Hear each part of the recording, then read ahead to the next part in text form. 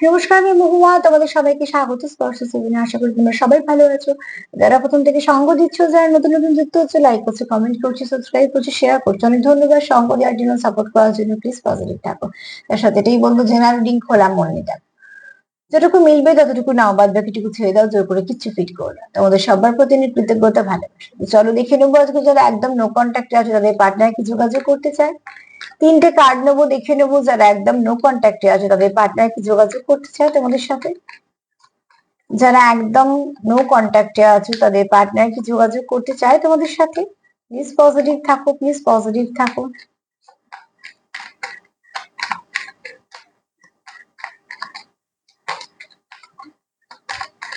যারা একদম নো কন্ট্যাক্টে আছে, তাদের পার্টনার কি যোগাযোগ করতে চায় তোমাদের সাথে।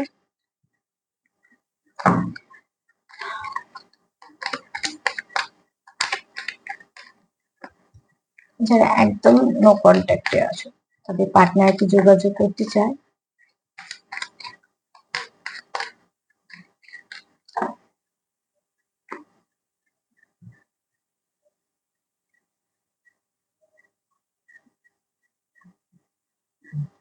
দেখো, তোমার পার্টনার এই সম্পর্কটা চায়, ঠিক আছে, কিন্তু যোগাযোগ করা এই মুহূর্তে যে ভীষণ ইচ্ছা আছে সেটা বলতে পারছি না। এখানে একটা ওই এখানে কেউ আছে যে স্টিল আপসেট হয়ে আছে, যার কোথাও একটা হার্ট ব্রেক হয়েছে, হ্যাঁ, কোথাও একটা কষ্টতে আছে, কিন্তু সে কোথাও একটা বাউন্ডারি দিচ্ছে, অ্যাভয়েড করছে, কনভারসেশন অ্যাভয়েড করছে, হ্যাঁ, নট টুডে। তার সবসময়তে মনে হচ্ছে যে ঠিক আছে, ডিলে হচ্ছে তোমাদের কাজে, কিন্তু তার মনে কি হচ্ছে, মনে কিন্তু চলছে তোমার সাথে কোথাও ঘুরতে যাওয়ার কথা, বা তোমার সাথে সময় কাটানোর কথা। বেশ একটা হাসি খুশি মুড প্রয়োজন, কেননা তার কোথাও মনে হয় তোমার সঙ্গে সোল কানেকশন আছে। তুমি তার বেস্ট পার্টনার, যেখানে সে পার্টনারশিপ করতে চায়। তার কোথাও মনে হয় তোমার সঙ্গে সোল কন্ট্রাক্ট চলছে, ঠিক আছে।